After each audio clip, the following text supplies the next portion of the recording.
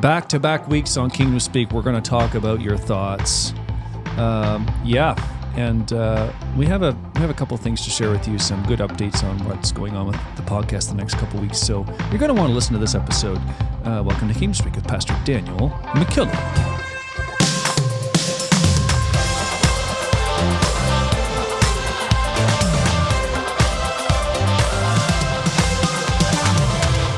Six. Yep, I'd rate that intro on a 6 on 10. No, you have to mix it up once in a while. Okay. Oh, you know what? Why don't you do the intro on the next show? Okay. All right. Seriously. No, I'm going with a 6. No. You don't throw out shade unless you can back it up. Is 6 shade? Mm-hmm. Welcome in, everyone. It's Friday. How's everybody doing? Man, I'm doing great. I've learned something over the years of us recording. When we record these episodes, Yep. does make a difference. Yes, it does. And if we're recording late at night, things kind of sound like they do right now. A little raw. It is truly great to be back in the studio. And we are just a few days away. When you're listening to this, we're just a few days away from Peak Conference. Mm-hmm. And for the second time... Are we going to see you? For the second time ever, we are going live on the road. And it's not the last time ever, but it's the second time ever. Yeah. And, we're pretty pumped. We're planning all of the... just pray that the gear makes it there. If you haven't heard, we're doing a collab with Biblos Make at sure it Peak. gets in all one piece. Oh, man. Yeah. So we're bringing gear. Biblos is bringing gear. And we're just going to need everyone to pray, that everything just happens. Anyways, I'm pretty sure it's going to work out. It's going to be good. Yeah. So that's happening, folks. That's the week of July 15th, 16th, 17th. We're going to be in Tulsa. So how does that work? Do they have to get tickets for that? Is that? I do think there's admission to it. I'm going to point you to the Peak social media stream. I believe there is a way to get tickets because there is a limited amount of space available. Oh. Mm-hmm. And we are anticipating it's going to be packed. We have brand new merch for this, and we have the daughters of the esteemed Reverend Wade Townley, who have signed up to dispatch merch for us. Oh, really? Yeah. Mm-hmm. Yeah. I don't remember being a part of that conversation. No, I don't either, actually. They kind of volunteered themselves. That's good. I reckon they can sell it better than we could. Yeah, somebody needs to sell it. So That's good. Anyway, we're going to have a good time. So we really hope to see you there. They're thebomb.com. Yeah. Come on over, wave at us. Tell us what you think about the podcast. Just tell us the nice stuff, though. We don't want to hear the controversial stuff. Talk to us about Biblos. Yeah, Tell us the worst thing about Biblos when you talk to us, maybe. Anyway, it's going to be fun. I'm looking forward to it. We're going to have a great time. Producer, why don't you kick us off with the review? Man. What do you have cooking? We over have there? one here for today, a message from God's angel. So, hey, all right, I'm listening up. Yes, I put the phone down. Everybody listen. All right. All right. Well, you're nothing like pulling rank. Wow. It's the Lord. I've told people this over and over. Yes. As a pastor, if you come into my office and say, I really feel like God, I'm out. I have a huge rubber stamp in my desk. I back everything God says. So you just literally pulled rank right now. The angel.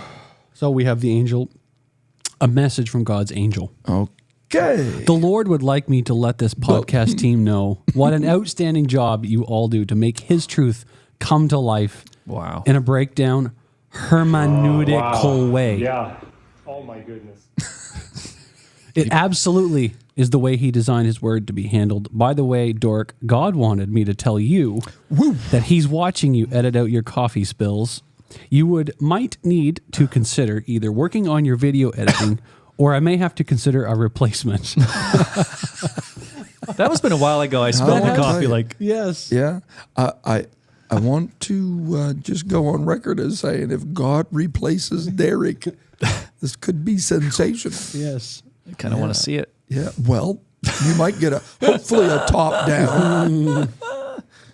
Wow. All in all, well done, thou good and faithful servants. Oh my You have been faithful over a few. I will make thee rulers over many. Man, the peace, gifts. peace to you and your families. That is from Gabriel 2:38. The gifts are in operation Beautiful. on the podcast today. This is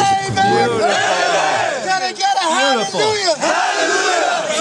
Thank you, Gabriel. That was tremendous. I don't know if you wrote Your- that with the assistance of AI or your not. messenger, Gabriel. Tremendous that we would hear from an angel. Were you saying in the lead up you wanted to share another glowing review? Yeah. Yeah. No, it's not a review as much as it's a comment. This All from right. the Lord as well. Yeah. So, we don't filter out all of our comments. If you want your comment to come through, you can disagree with us, but you can't be vulgar. You can't That's right. be. That's right. Okay. So here's one that needs. I just throw it out here for you guys to consider, and it's in response to Brother Zach Wells, the quick cut, where we reference flawed characters in the Bible. Okay, and he's talking about how, from a Jewish perspective, and it extends broader than that. Mm-hmm. I didn't reference it on the show with him, but that's one of Dennis Prager's. Mm-hmm. How did he say that? Well, I'm trying to pull it from memory, but in other words, if you want proof that the Torah is a divinely inspired narrative Mm-hmm. and manuscript, you have to look no farther than the fact that the flaws that are without any regard for how it may affect your opinion of the forefathers of the faith, the flaws of their character are just blatantly exposed. That's right. Okay? He said no other Jewish manuscript does that. Like, we write our history to make us look as good as possible. yeah. So Yeah. you We need all do. no more proof to authenticate the divine origin of the Torah, which obviously is Jewish faith is limited, restricted to that. So that's the context for this little quick cut that went out. And we got some Struck love. fire. Okay, I Yeah. like it. If the Bible's full of flawed characters so we can relate, then the most flawed of all is God himself. Well, Okay, you have my attention yet again. Yes. He probably wouldn't have said that if he would have known God listens to this podcast and Well, now the angel is going sends to write us messages. another letter. Yeah. He's impulsive, regretting his own creation and flooding the earth. He's jealous and insecure, demanding total loyalty and punishing anyone who disobeys. He plays favorites, blessing one tribe and ordering the massacre of others, including children. He gives laws that permit slavery, genocide, and the abuse of women. Boy, I'd like the proof of that. He hardens Pharaoh's heart just to show off, then punishes him for it. And in Job, he lets Satan destroy a man's life just to prove a point. If that's not deeply flawed behavior, what is? God in the Old Testament isn't a loving creator. He's a wrathful, unstable ruler with a divine ego problem. I think that's worthy of a wow. Yeah, that's a wow. Wow. Yeah. Oh my goodness. And that's from what podcast was that from again? EC 954. He's not leaving much. Do you think that's tongue in cheek, or do you think that's traceability? that I think my first response to authentic? that is he better hope God doesn't read the comment section on our goodness? podcasts. Because if this God's got a divine ego problem, Have you read the book? he may not be around to respond to us anymore. Go ahead. Have you read the book? God, this is not the topic for today, but pardon us while we're just down this rabbit trail here. Have you read the book God Forsaken by Dinesh D'Souza? No. So it talks about that very thing, about how, he the whole premise of the book is he tackles the question whenever someone says, why would God? And you can just stop it right there because from there goes, Yep. Why do children have cancer? Whatever. Yep. And he says in the book, I've never forgotten it, there are no true atheists. There are only wounded theists. Oh, that's good. Yeah. That's good. Thought that was very good. Yeah. So, I hope this is tongue in cheek, right? But man, if that's your real outlook on what God is. Yeah, we've heard wounded theist, to borrow your expression, and that would be a great conversation to have. We've heard them use all of these before, right? Nobody would want to serve a God that they're trying to create. That's right. Like, that's exactly right. Like the God that's not, although that is a complete jaded view, the God that they are saying, if he was God, he wouldn't, would be the God that would look at them and say, no, you can't. Like that God restricts your ability to exercise free will. Absolutely. Yeah. Okay? So he would make you go to church. That's right. He would make you be holy. Right.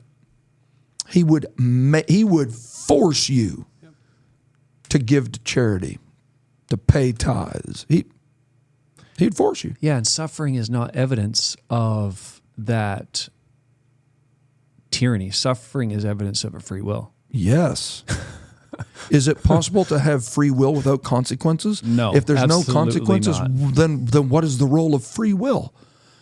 So the dance between free will and divine will is, I'm over here in free will land. I've said this repeatedly. There's fewer things that cost more than free will. Free will is one of the most costly products in the human universe. Oh, it's I powerful. want to do this. Yeah. I want to live however I want to live. Right. Nothing more powerful. But I don't want any negative consequences for it. So when you start looking at the examples that are used, and again, hopefully this is a tongue-in-cheek, but if it's not, and they're listening to this, I find it interesting that the story of Noah and the ark is brought up without any context to support the fact that we haven't, I mean, as bad as our world is right now, it's as it was in the days of Noah, so shall it be Right. in the days of the coming of the Son of Man. So we're talking a level of wickedness and evil and debauchery and promiscuity and murder, unparalleled. Since Noah's day, we've not seen it. And humanity has witnessed colossal amounts of suffering. All right? Nobody references when they're using this example to critique the role of God. Nobody says, but he made a way out. That's it. Totally. And gave them 100 plus years to hear a man say, judgment is coming. Like in any other case, take that approach to corporate America. Yep. And repeatedly, don't do it over 100 years because your work life isn't that long. But let's say for 20 years, Right.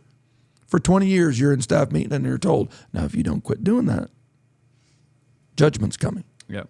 If you don't quit doing that, Judgment's coming. judgment coming. Now you get a free will, so you can do whatever you want to do. But I'm just telling you, if you keep doing that, 20 years, and finally the guy goes, you're out of Dodge. Get.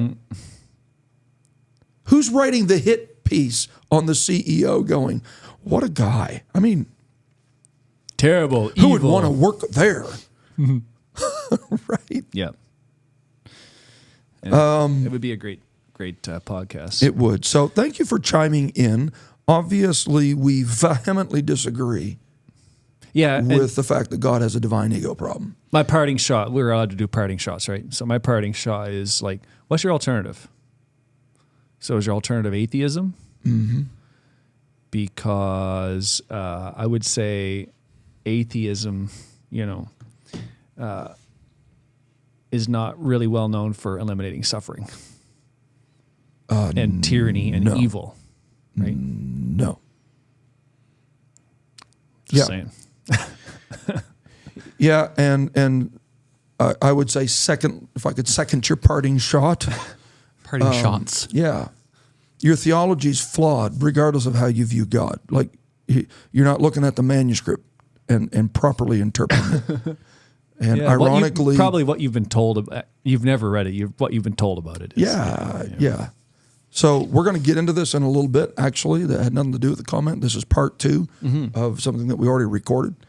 But to say that God hardened Pharaoh's heart, you forgot like a very key point. Pharaoh hardened it first. Ooh. So you can't cherry pick God's actions without factoring in the free will decision making of a man named Pharaoh. Yeah. God didn't move first. Pharaoh moved first. Yeah, that's right. Always. Yeah. All right. So again, it's that role of free will. So thank you for chiming in. Yeah. And if you seriously are wanting more discussion about it, we'd be happy to do it. I was just going to say exactly the same thing. It's not about we love having criticizing tongue-in-cheek people. conversations. Yeah, right. So we need to be able to talk treating about this, right? We were treating it like it was tongue-in-cheek. But if you're serious, you do need to know that God loves you, and there is a proper world and theological view. That's right. Where free will and divine will dance together. That's right. Without stepping on each other's toes. Yeah. And redemption is a great story. It's a beautiful thing. Yeah. And that God, by the way, loves whoever this is. That's right. He does. That's right. He does. No matter what. And for whatever it's worth, we do too. That's right. We love That's right. EC395. And you listen to the podcast, so give yourself a pat on the back. Yeah, man. We're glad to have you here. Yeah. So last week we got into talking about thinking, if I recall correctly. We got into thinking, or we got into talking about thinking? Well, we thought about it and then we talked about it. Now I've been thinking about what we talked about, what we thought about. So I thought we were talking about something completely different. Yeah, because you don't pay attention. I'm going to have to turn your volume up again. That's right. Oh, that's right. I can't hear you. I got this. I can turn up his in-ears over here once in a while. That's nice. Just give him a little extra shot. But yeah, it was a good discussion to talk about. If you want to turn things around, right. It doesn't start with your feet. It Right. starts with your head. Right. So, and that's rooted in Isaiah 55. Seek ye the Lord while he may be found. Call ye upon him while he is near. Let the wicked man forsake his ways, and the unrighteous man his thoughts. It doesn't just stop with what we're supposed to forsake. That's the beauty of this God that we've been talking about, even for this last few moments, is that he never just calls you out of Egypt. He calls you out of something to take you into something. It's out of Egypt to go into the promised land. Okay? Holiness is not just a matter of being separate from the world, but it's being separated unto God. Okay? And here he's not just saying to the unrighteous man, forsake your thoughts. No, he's saying, forsake your thoughts and return unto the Lord, and he will have mercy upon him. And he goes on to say, and he will abundantly pardon, for my thoughts are not your thoughts, neither are your ways my ways, saith the Lord. For as the heavens are higher than the earth, so are my ways higher than your ways, and my thoughts than your thoughts. That's not just a matter of, I think God thoughts and you think human thoughts. I think infinitely and you think finitely. He's not just doing a comparison and contrast between those two elements. I believe he's talking about the pattern of proper prioritization. How about that? Wow. Did you get that? Alliteration at its finest. Okay. In other words, he wants you to prioritize his thoughts above your thoughts. Mm-hmm. You have to bring your thoughts into subjection under his thoughts. And it is impossible to be a righteous man without thinking like a righteous man. That's right. If you want to cease being unrighteous, you have to stop thinking unrighteous thoughts. You have to bring your mind. I think it was Paul that said, with my mind, I serve Christ. All right? We talk a lot about lust. We talk a lot about urges. We talk a lot about the flesh, carnality. God's not just changing those elements. God's not just saving your soul. He is literally in the business of transforming your mind. So we talked a bit about this last week, the comparison and contrast of conformation and transformation. If you just address behavioral issues Right. without addressing thinking issues and thought processes, then you will never truly achieve sustainable behavioral adjustments, because the thinking keeps taking you back to where the behavior has to be corrected over and over and over again. And I think that's really cool that if you consider the author of Romans is Paul, formerly Saul, who has one of the biggest transformations you read about in the New Testament, right? Yep. Where he goes from, being the chief enemy of Christianity to one of the chief propagators of Christianity. Yes. So if anybody says, hey, this is how it happens as far as a transformation, I think he has a good idea of how it happens. He does. He's got insider trader information. Yeah, he's been through quite a role reversal himself. He does. Yeah. Major behavioral adjustments. I go from murdering people to protecting them. Huge. Go from killing people to willing to die for them. Yeah. Yeah. Like that's a polar shift. Yeah. So it's encouragement. Yes. Yes. Pretty evil guy, a full 180, right? Yeah. So that happened because, Paul says stuff like this, when I would do good, evil is present with me. And but when I thought to do good, there was a law within myself. And it worked. He sums up his own little commentary there by saying, "Oh, wretched man that I am." He talks about the inner man. Yeah. Totally. Yeah. Okay. So I think it's very important that as apostolics, we understand that there's more to this lifestyle than just behavior modification. As a pastor, right, and we broke that down a bit last week, but I want this to be understood properly. It's not that your behavior does not matter, because a child is known by his ways. Behaviors do matter, but yet you have got to, we have got to, in the apostolic movement and as pastors and spiritual leaders and leaders in our homes and youth leaders, we've got to understand that it's more than just getting them to look right, to walk right. If that is alienated from a proper thought process, it won't last. That's right. So I have spent time with people. Some come, if you've done any amount and you've been involved with discipleship and the process associated with it, some people come and adopt behaviors really quick.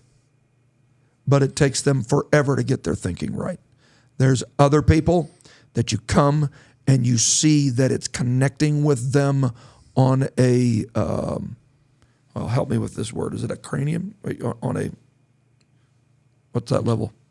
A cerebral level. Yeah, there we go. That's the word. I got you. Don't think with your fingers right now. Yeah. We can move on. I'm thinking. But you can tell. I didn't even Google. Look, my phone is black right now. I didn't even Google it. Yeah, it's true. their behavior modification may be slow, that the manifestation of their thought process may be slow, but if that behavior modification is rooted in a mental transformation, then it is sustainable. And a lot easier, I would say. Oh, it is. And those are the people that don't have to have a spiritual leader always riding shotgun to help them make every decision. Right? I want to be able to think like Christ thinks. And if it does, then I won't act in a way that displeases him. Okay? So, remember I was talking last week about Cain? He's evil, and John is writing in his saga of letters, in his first letter. He said, we don't want you to be as Cain, who was of that wicked one and performed an action. He slew his brother. Wherefore slew he him? Because his own works were evil. So works and ways, the ways of a child, that's how you know them. The works of Cain is how it was manifest to everybody around. But yet God knew he was evil before he ever slew him. Okay? And later, just a couple verses, John says, and if you got murder, if you have hate in your heart, that's right. That's the same as murder. That's right. So he was not of that wicked one and not guilty of murder because of blood on his hands. He was guilty of murder because of hate in his heart. And if you don't fix the hate problem, you will have a murder problem. Yeah. In the same way, if you don't fix the lustful eye problem, you'll have an adultery problem. That's right. Right? That's right. If you look on a woman to lust after her, then you have committed adultery in your heart already. So what we're seeing here is that there is a progression, and that's what I want us to talk about a little bit more here, is your thoughts beget emotions. Paul said this, okay, if you think it's the other way, a lot of people think it's rooted in emotions and then thoughts come out. No. It's true. Yeah. I think myself happy. Okay? He specifically talks about the power that is in the mind to have control over the emotions. I think we all would agree here that if you let your mind go, it can have you in an emotional, fragmented state. Yep. So it starts with thoughts. Thoughts breed emotions, and emotions give birth to behaviors. If we see behaviors that are counter to our Christ-like responsibility, then we can't just stay over here in behavior modification land. Correct. We've got to go back to what is the source, what is the root of this problem. And the root is you're not thinking right. Okay? I think this has everything. If we want to just put out a brief bulletin here, and I know you guys could chime in on this. Okay, this is going to be good, Randy. Yeah. Buckle up. Yeah, I see how he said that. Yeah. This has everything to do with raising children.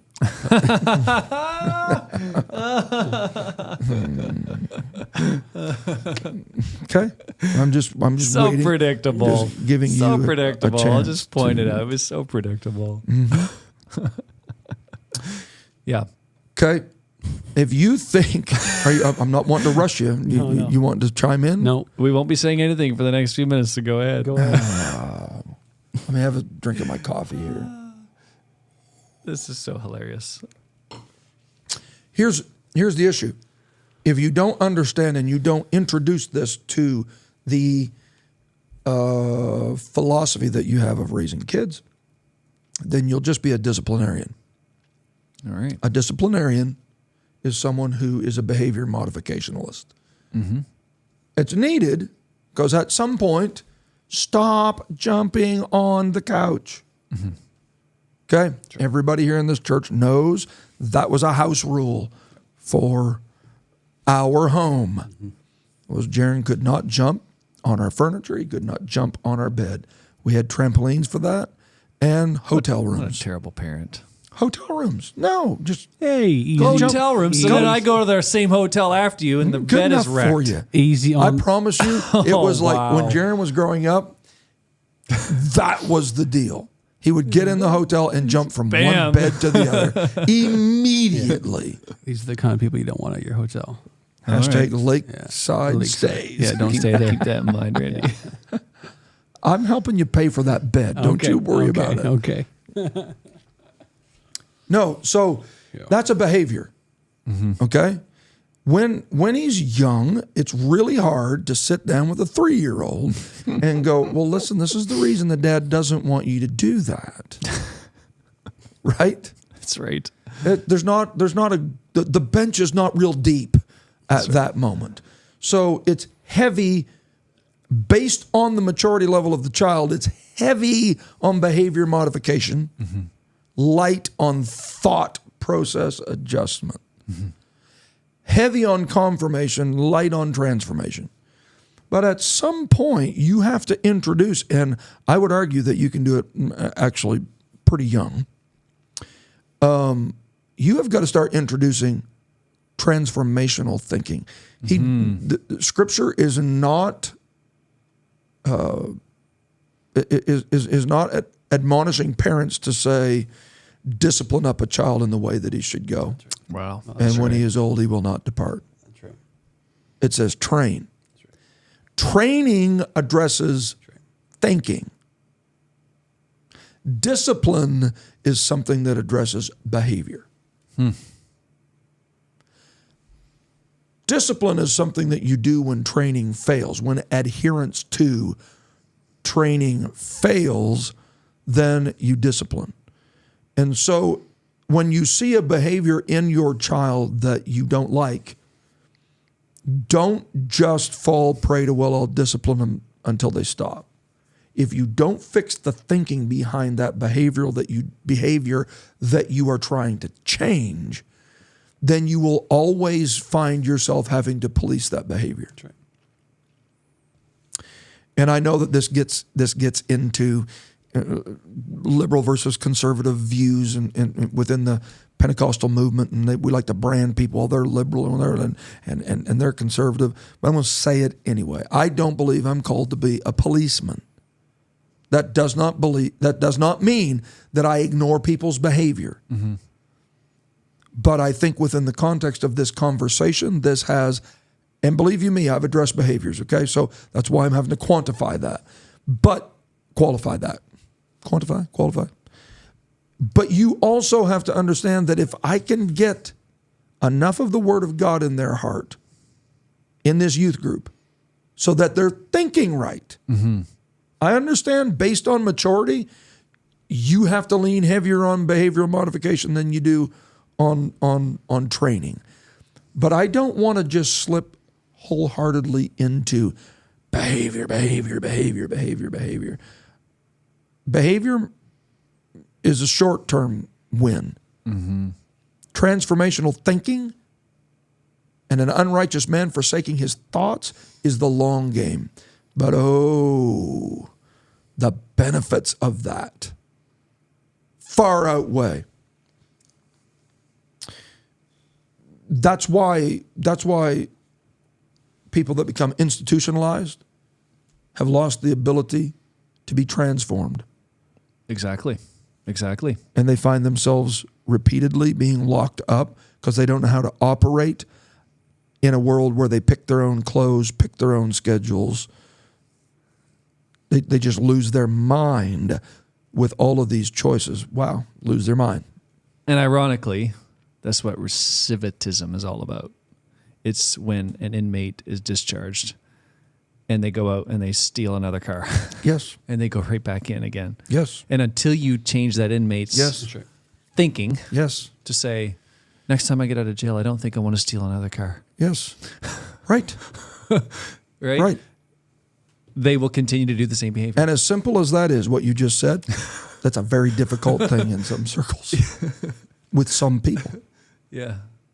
I say this with as much compassion and sincerity as I can. There are people that I have tried to help. And I lost the battle with it in the mind. Even before they do another external action, you can 100%. And when can't- I'm saying I lost the battle, it wasn't so much that what they was doing was so immoral or so egregious.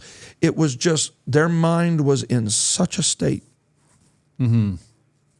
that as long as especially someone that's recovering from addictions or as long as I was with them, I'm talking literally physically with them and they were within reach at all times, they were fine. But the moment that they slipped too far away, they did not have the mental capacity. I'm not saying they're ignorant. I'm just saying that it was not a transformation. It was a confirmation. So as long as the police officer was there, they behaved. The moment that the police officer was gone, that institutionalized thinking took back over again.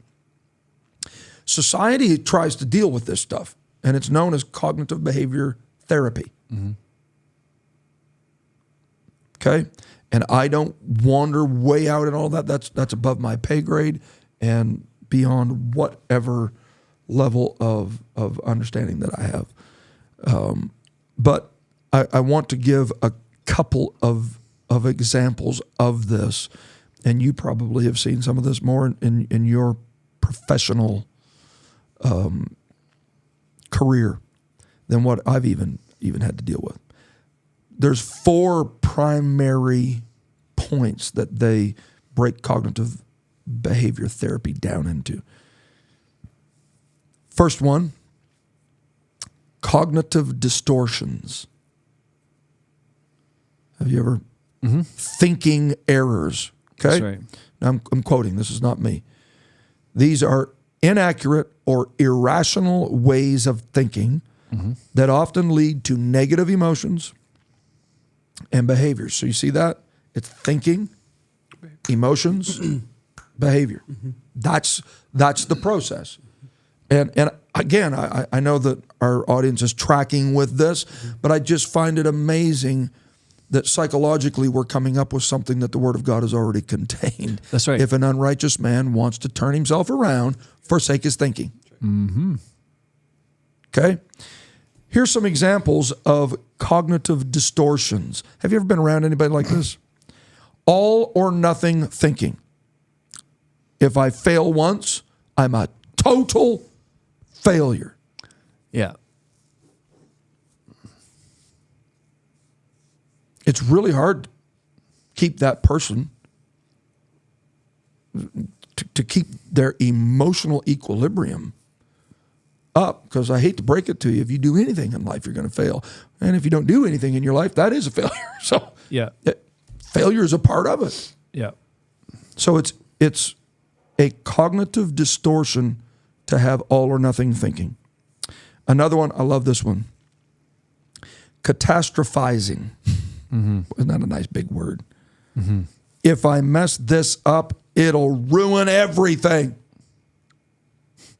We're laughing, but we can all name these people. Yeah. How about this one? Mind reading. Yep. They probably think I'm mad, I'm incompetent, I'm okay. Is this not something that's replete through Scripture? We can pull numerous examples. One of the most notable ones. We are grasshoppers in their sight. Pray tell, how do you know that they view you as a grasshopper?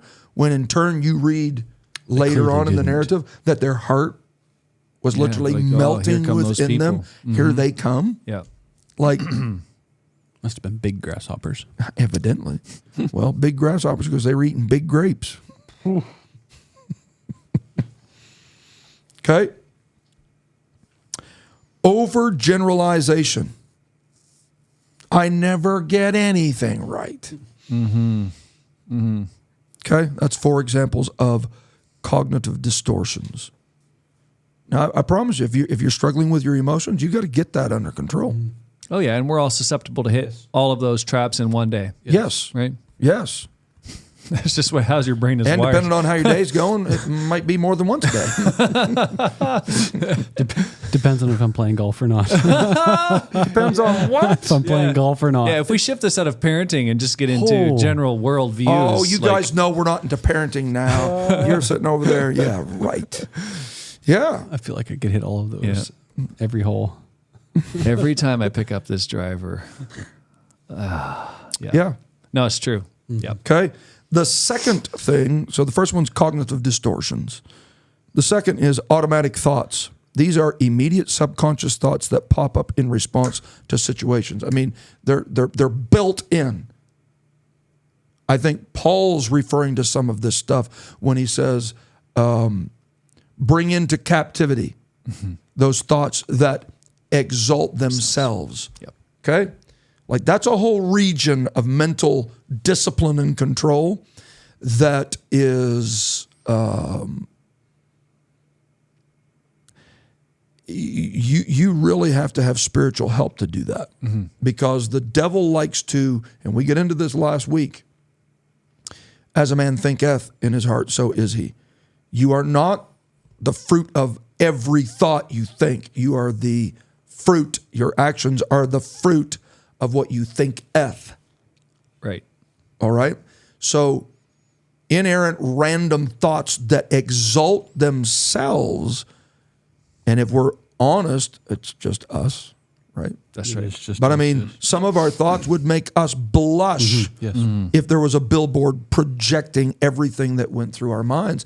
Have you ever thought a thought where when it crossed your mind, you were like, goodness, where did that come from? God, I'm sorry for even thinking that. Okay? So I think that's in the psychological world, that's this. It's automatic thoughts. They exalt themselves. So here's the situation. And again, role play these. You don't get a response to a text that you sent. He's ignoring me. Automatic. I knew there was something wrong. They're ignoring me. Yeah. I wonder what I did. Yeah. How long does it take before that breeds an emotion in you? Anxiety, Oh yeah. Stress. stress, Yeah. right? Or the text can be, we need to talk. That's terrible when you... About what? It's never that you're going to get a raise. Okay. When they tell you that. It's the situation is you sent the text. The automatic thought is they're ignoring me. The anxiety is the emotion. And the behavior is, well, you just start withdrawing. Begin isolating yourself. Do you see how thoughts beget emotions that produce behaviors? So when you're sitting there and you're looking at the youth group or you're looking at the new convert or you're looking and you're like, why are you withdrawing yourself? Like you're not showing up for any youth activities anymore and you're not. You can either address that behavior or you can say, no, I want to get deeper than the behavior and I want to find out really why are you doing this? Exactly. That's right. Well, I never responded to my text. Okay, those of us that are secure in our position or who may not struggle with that can look at that and almost snide at it like, until we realize, no, that's rooted in a thought process. And until we fix the thought process. Is that Very good. Yeah. all right? Another aspect of cognitive behavioral thinking is core beliefs that really make up who you are. Deeply held and sometimes even unconscious beliefs that are formed maybe earlier in your life based on relationships with your parents, your siblings, your family. Okay?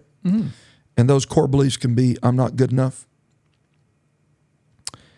Can't trust anybody. In order for me to be loved, I've got to be successful. If I fail, they don't love me. All of this is rooted in stuff that you never see when you're meeting those people, but they produce these thought processes in their life. So, and if we're honest, I think we've all said it, but to one degree or another, this hits everybody in their own way. Mm-hmm. It may not be a text message, but maybe it's not getting invited over to the bonfire being held at the youth pastor's home, or maybe it's right. Yeah, or in your world, not getting the invite to the conference to preach. Or, I'm sure at every one of our levels, we all have those. Sure, you do. Levels that it can come at us, right? So the goal of sitting down, again, not a biblical, but yet I don't see this contradicting. The goal of cognitive behavioral thinking is that you need to begin looking at yourself and becoming your own thought detective. Mm-hmm. You need to develop the ability to look at yourself and go, hey, wait a minute. I'm not thinking right. Exactly. And I need help with that. That's right. Okay? So you do that, this is not an easy process, but you've got to first of all recognize this is a harmful pattern that I'm getting into. You've got to learn how to evaluate that. And again, these are not my points. This is all part of cognitive behavior therapy. Then you've got to learn how to replace that. You can't just stop thinking this way. You've got to learn, and this is where I wish we had time to get in this, but I think replacement therapy is massive. Mm-hmm. Replacement thinking is massive. Again, this is biblical. If there be any virtue, if there be any praise, think on that.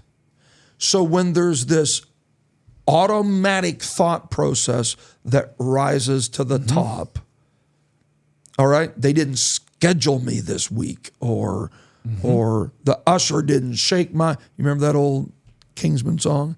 Excuses, more excuses.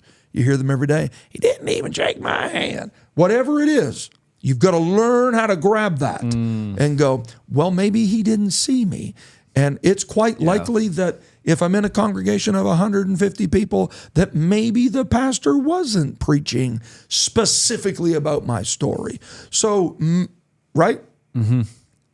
So when that thing automatically elevates itself, Paul said, bring it into captivity. Cognitive behavioral therapists are going to tell you, learn how to be a thought detective, learn how to be critical of that thought, and replace it. Mm-hmm. Now, we've all kept it to a human relational level, but when the mind gets out of control, it's a very small step to go from questioning all of humanity to questioning God. Oh, my word. Yeah, it happens instantly. Mm-hmm. All right? Well, why would God let this happen? If God loved me, all right?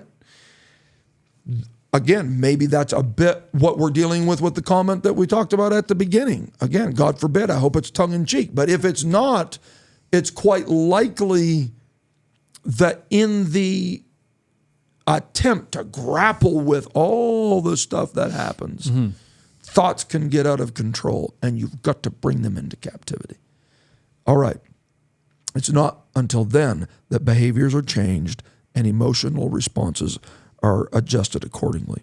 Cain, what would have happened if Cain would have used this approach when he saw Abel, his brother, and he saw God's approval on Abel's sacrifice, rather than allowing that inerrant thinking? He was a wicked man.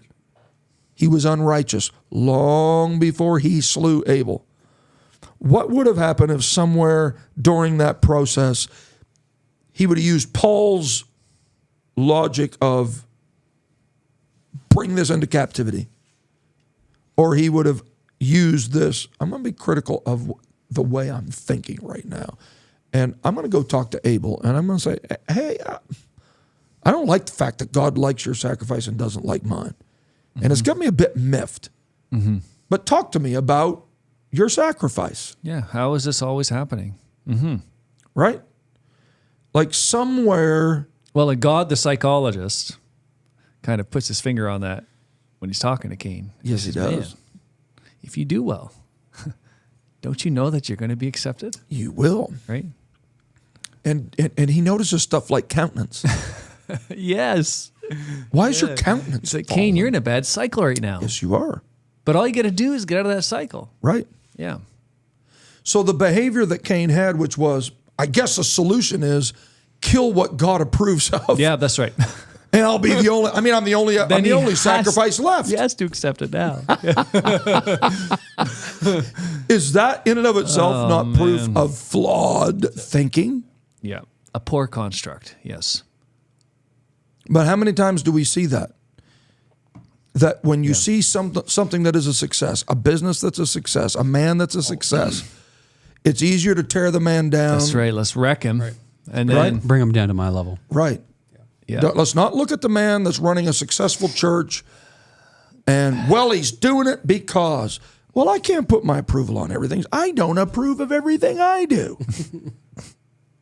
Let alone what everything that every other pastor does. But I want to tell you something, that he's doing something right. Something's working. Yep. So what are we going to do? Are we going to try to eliminate enough of the divinely approved sacrifices so that our inferior sacrifice, God has no choice but accept it? Or am I going to go talk to that man and say, help me out with this? How can I get God to smile on me like he's smiling? You could maybe say that Cain disabled his brother. Side note. Move on. Hit the button. That was, yeah. I just, Wow. these thoughts come into Yeah. my mind. I'm sorry. Oh my goodness.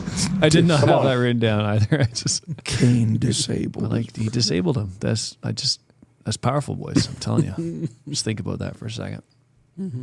He disabled his brother. Wow. That's quite a thought. Here is, Yeah. No, I'm just trying to get us back on the rails and Yeah. say it's everywhere. That whole concept of I'm not doing good. He's doing good. Well, I'm not going to look in the mirror, right? right. I'm going to pick up the shovel and hit him over the head. Yes, yes, yes. That's just what we do. It is, man. It's just what we do. It's our human. We do it in corporate. We do it in business. We do it Yes. in management. We do Yes. it. We just do it. Sadly. So I want to speak specifically before we wrap up here to what was mentioned in that comment section. This poor person's And thinking this was no, we're this was framing already this all around their this comments. was already in the notes. So that's a valid point, and I've heard it before by many critics of us that espouse to the fact that God exists. God is not just aloof on the other side of creation, waiting for us to stab our way through life. This gets into a whole discussion, and we don't have time to talk about that today, of predestination versus foreknowledge, right? Does God set you up to fail? All that Right. kind of stuff. So right. to the points that were raised, does God just automatically raise all these tribes and go, you're good and you're bad and you can't?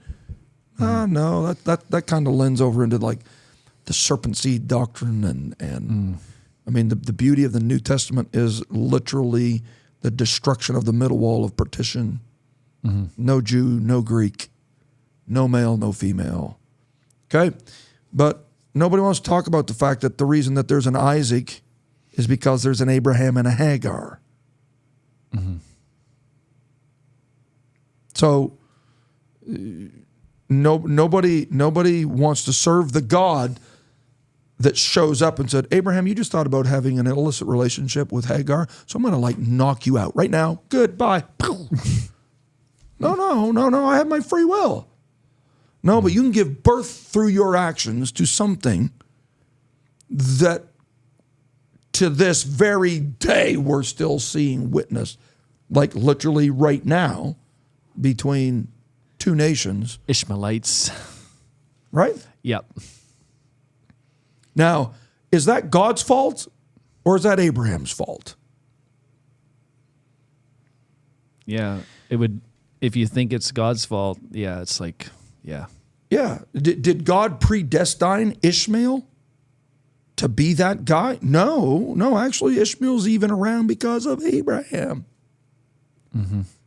So this whole part that's raised about God hardening Pharaoh's heart, it's hard to separate it from the conversation of predestination, because with an improper theological view of this passage of Scripture, you'll think that God was literally picking Pharaoh, and Pharaoh didn't have any choice but to resist God's people so that God could strong arm him. Mm-hmm. So what I want to point out first, and we already referenced it at the beginning, but three times it's recorded that Pharaoh hardens his heart. Exodus 8:15, when Pharaoh saw that there was respite, he hardened his heart. Exodus 8:32, and Pharaoh hardened his heart at this time also. Exodus 9:34, and he sinned yet more and hardened his heart. All right? Now, Exodus chapter 5, I'm just throwing a little Bible out here. And afterward Moses and Aaron went in and told Pharaoh, thus saith the Lord God of Israel, let my people go, that they may hold a feast unto me in the wilderness. And Pharaoh said, who is the Lord that I should obey his voice to let Israel go? I know not the Lord, neither will I let Israel go. Are you picking up the attitude of Pharaoh? Is, I'm going to thumb my nose at any divinity, at any higher moral law or reality. I am the God of my own universe. Okay, no problem. The moment that you step into that arena is the moment that God respects your use of free will enough to go, well, if that's how you feel, I'll use you to accomplish my will. And that's where the relationship between human free will and divine will clash. Human free will that thumbs its nose at divine will enough is what signs you up, Judas. Yep. Great example. For Satan to enter you. Judas was not born to be a betrayer. Judas became a betrayer. So I think this is vitally important. We need, according to the narrative of divine prophecy, there had to be a betrayer to betray Jesus to set up Calvary. But it didn't have to be Judas. Didn't have to be him. That's right. There was a moment when Satan entered him. Okay. So in this, in these phrases here, in these examples rather, of him hardening his heart, it means there to make dull, to make heavy, insensible, or to get one's self glory. All right? Now, so Pharaoh is intentionally desensitizing himself to this role of divine oversight. Now, after 3 accounts of this, where he specifically hardens his heart, this is what happens in Exodus 9 and 12. And the Lord hardened the heart of Pharaoh. Yeah. And then in Exodus 10, I have hardened his heart, saith the Lord. And Exodus 14 and 4, and I will harden Pharaoh's heart. At that point, God is hardening his heart. God, to the point that even his own counselors, you remember reading that, are like, Pharaoh, just like, let them go. Yeah, why are you This is bearing starting- down on this? This is starting Yeah. to hurt. Yeah, Okay? yeah.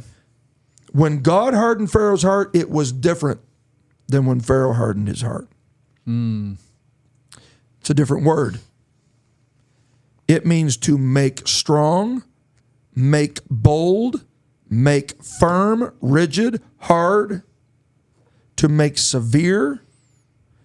It's like clay. Everything was already there, but the heat begins to bake what is already there. God, and this is key, God did not override a soft heart in Pharaoh and hardened it. He gave strength. And I want to read this because this is key. He gave strength to Pharaoh's proud resistance. God was only magnifying what was already there. Very much so. Yes, that's a bomb. That's so good.